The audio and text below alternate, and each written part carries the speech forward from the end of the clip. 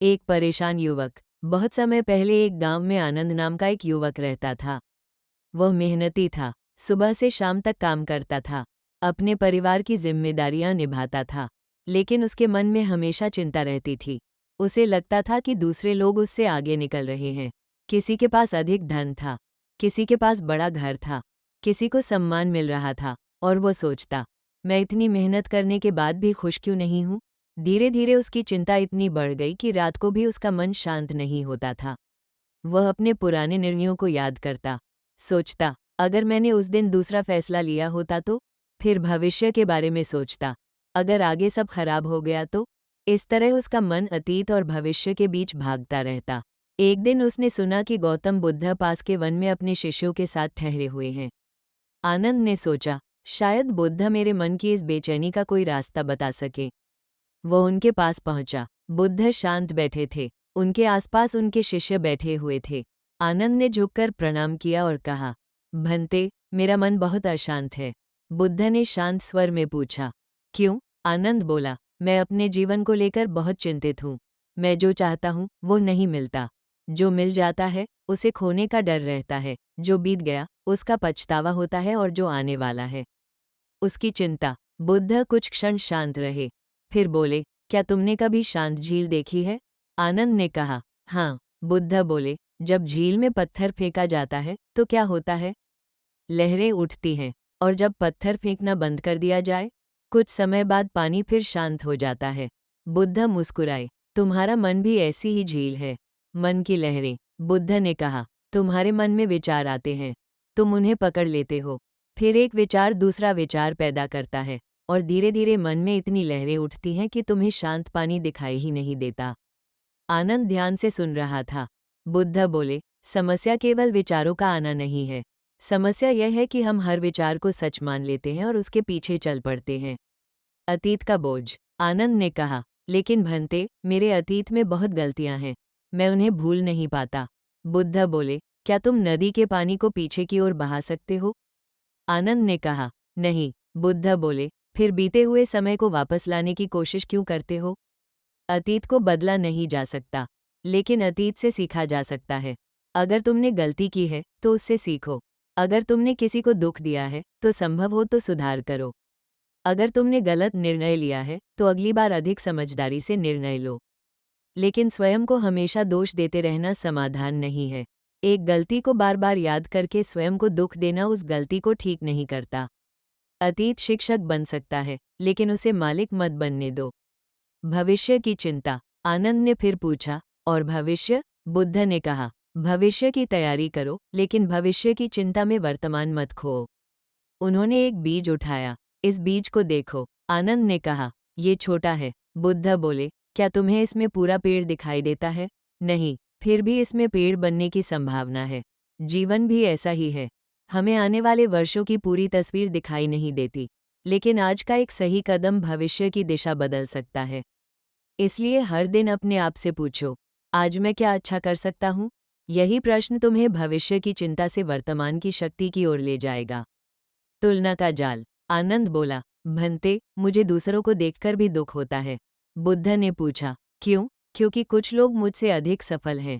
बुद्ध ने पास खड़े दो पेड़ों की ओर इशारा किया। एक आम का पेड़ था, दूसरा नीम का। उन्होंने पूछा, क्या ये दोनों पेड़ एक जैसे हैं? नहीं। क्या इसलिए कोई पेड़ बेकार है? नहीं। बुद्ध बोले, प्रकृति में कोई पेड़ दूसरे पेड़ की तरह बनने की कोशिश नहीं करता। फिर मनुष्य क्यों करता है? तुम्हारी यात्रा तुम्हारी है, दूसरे व्यक्ति की सफलता तुम्हारी असफलता नहीं है। किसी और का आगे बढ़ना तुम्हें छोटा नहीं करता। अपना ध्यान इस बात पर लगाओ कि आज तुम कल से बेहतर कैसे बन सकते हो। क्रोध का उत्तर। कुछ दिनों बाद आनंद ने बुद्ध से कहा। आनंद ने कहा, जिसने दिया उसी के पास। बुद्ध बोले, इसी तरह कोई व्यक्ति तुम्हें क्रोध देता है, अपमान देता है, कटु शब्द देता है। तुम्हें तय करना है कि तुम उसे स्वीकार करोगे या नहीं। इसका अर्थ यह नहीं कि अन्याय को चुपचाप सहो, बल्कि इसका अर्थ है, दूसरे के व्यवहार को अपने मन का स्वामी मत बनने दो। जहां जरूरी हो अपनी सीमा तय करो, जहां जरूरी हो सही बात कहो, लेकिन अपने भीतर क्रोध को लगातार मत पालो। माफी की शक्ति। आनंद ने पूछा, क्या हर व्यक्ति को माफ कर देना चाहिए? बुद्ध ने कहा, इंसान सोचता है, यह मिल जाए तो मैं खुश हो जाऊंगा। फिर वो चीज़ मिलती है। कुछ समय खुशी होती है। फिर मन कहता है अब इससे बड़ी चीज़ चाहिए। फिर वही दौड़ शुरू हो जाती है। इसका अर्थ यह नहीं कि जीवन में लक्ष्य नहीं होने चाहिए। लक्ष्य रखो, मेहनत करो, सफलता की इच्छा रखो, लेकिन अपनी पूरी खुशी को केवल परिणाम के साथ मत बांधो। प्रयास तुम्हारे हाथ में है, हर परिणाम नहीं। छोटी खुशियों को पहचानना। एक दिन बुद्ध अपने शिष्यों के साथ रास्ते से जा रहे थे। सुबह की हल्की हवा चल रही थी। पेड़ों पर पक्षियों की आवाज़ सुनाई दे रही थी। एक शिष्य ने कहा, आज मौसम बहुत सुंदर है। बुद्ध मुस्कुराए। उन्होंने कहा, सुंदरता हमेशा बड़ी चीज़ों में नहीं होती। कभी एक शांत सुबह में होती है, कभी किसी की मुस्कान में, कभी किसी की मदद करने में, कभी परिवार के साथ बिताए कुछ शांत क्षणों में। हम अक्सर बड़ी खुशी की तलाश में छोटी खुशियों को अनदेखा कर देते हैं। वर्तमान की शक्ति। बुद्ध का सबसे गहरा संदेशों में से एक था, वर्तमान को देखना। जब तुम भोजन करो तो भोजन को महसूस करो। जब किसी से बात करो तो सच में उसकी बात सुनो। जब चलो तो अपने कदमों को महसूस करो। जब सांस लो तो अपनी सांस पर ध्यान दो। क्यों? क्योंकि मन अक्सर शरीर से कहीं और चला जाता है। शरीर यहाँ है, मन कल में है या कल की चिंता में। वर्तमान में लौटना मन को स्थिर करने का एक अभ्यास है। सांस पर ध्यान। बुद्ध ने अपने अनुयायियों को ध्यान और सजगता का अभ्यास सिखाया। आनंद ने पूछा, मैं अपने मन को शांत कैसे करूं? बुद्ध बोले, कुछ समय शांत बैठो, अपनी सांस को देखो। सांस अंदर आती है, सांस बाहर जाती है। उसे बदलने की कोशिश मत करो, बस उसे देखो। जब विचार आए, उन्हें पहचानो, फिर धीरे से ध्यान सांस पर वापस ले आओ। शुरुआत में मन बार बार भटकेगा। यह असफलता नहीं है, हर बार ध्यान वापस लाना ही अभ्यास है। दुख को समझना। बुद्ध ने जीवन के दुख को नकारा नहीं। उन्होंने यह नहीं कहा कि जीवन में कभी दुख नहीं होगा, बल्कि उन्होंने दुख को समझने का रास्ता बताया। जीवन में परिवर्तन है, जो मिला है वह बदल सकता है। जो जन्मा है वह एक दिन समाप्त होगा। जो हमारे नियंत्रण में नहीं है, उसे हमेशा अपने अनुसार चलाने की कोशिश करना मन में संघर्ष पैदा करता है। इसलिए बुद्ध का संदेश था, वास्तविकता को समझो। जो बदल सकता है उसे बदलने का प्रयास करो। जो अभी नहीं बदल सकता उसे धैर्य से स्वीकार करना सीखो। सच्ची जीत। एक दिन आनंद ने पूछा, जीवन की सबसे बड़ी जीत क्या है? बुद्ध बोले, अपने मन पर समझ विकसित करना। दूसरों को हराना आसान हो सकता है, लेकिन अपने क्रोध को समझना कठिन है। दूसरों की गलतियां देखना आसान है, लेकिन अपनी गलतियां देखना कठिन है। दूसरों को बदलना चाहना आसान है, लेकिन स्वयं को बदलना कठिन है। इसलिए सच्ची जीत बाहर किसी व्यक्ति पर नहीं, अपने भीतर की अज्ञानता, क्रोध, लालच और अहंकार को समझने में है। धैर्य। जीवन में कुछ चीजें तुरंत नहीं बदलती। बीज को समय चाहिए, शरीर को सीखने में समय चाहिए, मन को शांत होने में समय चाहिए, रिश्तों को मजबूत होने में समय चाहिए। इसलिए हर चीज जल्दी पाने की इच्छा मत रखो। धीरे चलना गलत नहीं है, रुक जाना समस्या है। अगर आज तुम केवल एक कदम आगे बढ़ पाए हो, तो वो भी प्रगति है। करुणा। बुद्ध का संदेश केवल अपने मन की शांति तक सीमित नहीं था। उन्होंने करुणा पर भी जोर दिया। दूसरों के दुख को समझने की कोशिश करो। हर व्यक्ति अपने भीतर कोई न कोई संघर्ष लेकर चल रहा हो सकता है। जो व्यक्ति गुस्से में है, शायद वो स्वयं परेशान है। जो व्यक्ति कठोर बोलता है, शायद उसके भीतर भी कोई पीड़ा हो। इसका अर्थ यह नहीं कि गलत व्यवहार स्वीकार कर लो, बल्कि इसका अर्थ है, दूसरे के व्यवहार को समझने की कोशिश करो, लेकिन अपनी सीमाओं को भी समझो।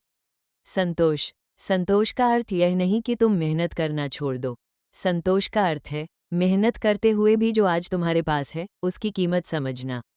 अगर तुम्हारे पास लक्ष्य है, तो उसके लिए प्रयास करो, लेकिन रास्ते में मिलने वाली छोटी खुशियों को मत खो, क्योंकि कभी कभी मंजिल तक पहुंचने की जल्दी में इंसान पूरा रास्ता जीना भूल जाता है।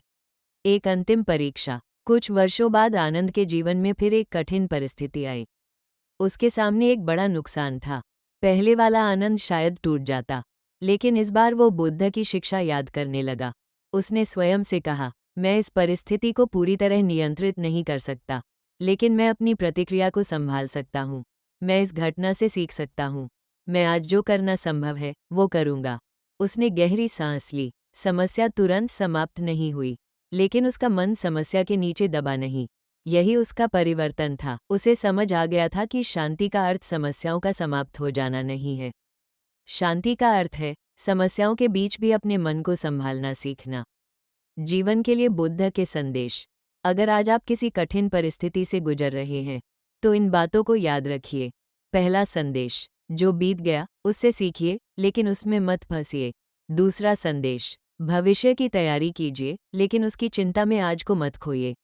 तीसरा संदेश, दूसरों से तुलना मत कीजिए, अपनी यात्रा को देखिए। चौथा संदेश, हर विचार को सच मत मानिए।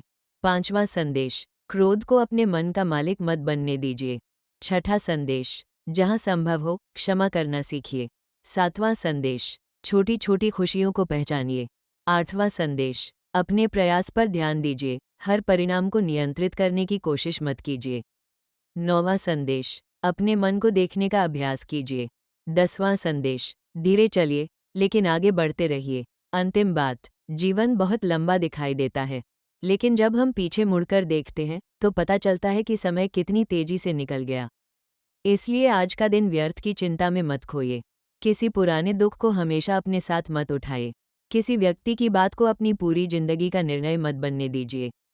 अपनी तुलना किसी और की जिंदगी से मत कीजिए। और सबसे जरूरी, अपने मन के साथ कठोर मत बनिए।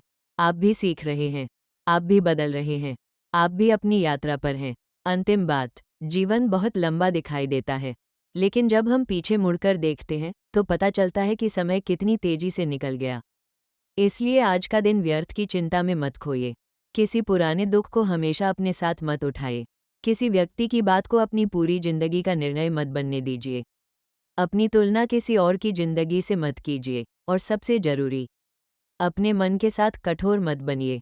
आप भी सीख रहे हैं, आप भी बदल रहे हैं, आप भी अपनी यात्रा पर हैं। अगर आज कुछ गलत हुआ है तो कल बेहतर करने का अवसर है। अगर आज आप गिर गए हैं तो उठने का अवसर अभी भी है। अगर आज मन अशांत है तो कुछ क्षण रुकिए, गहरी सांस लीजिए, अपने विचारों को देखिए और स्वयं से कहिए, मुझे हर चीज़ का उत्तर आज ही नहीं चाहिए। मुझे हर समस्या को अभी हल नहीं करना है। मुझे केवल अगला सही कदम उठाना है। यही कदम धीरे धीरे जीवन की दिशा बदल सकता है। और शायद यही बुद्ध के जीवन दर्शन का एक गहरा संदेश है। शांति बाहर खोजने से पहले अपने भीतर देखो। सुख पाने से पहले अपने मन को समझो। दूसरों को बदलने से पहले स्वयं को देखो। और जीवन को भविष्य में खोजने के बजाय इस वर्तमान क्षण को जीना सीखो। क्योंकि जो क्षण अभी तुम्हारे सामने है वही तुम्हारे जीवन का वास्तविक क्षण है। इसे प्रेम, करुणा, धैर्य और जागरूकता के साथ जियो। यही जीवन की सच्ची समृद्धि है। बुद्धं शरणं गच्छामि, धम्मं शरणं गच्छामि, संघं शरणं गच्छामि।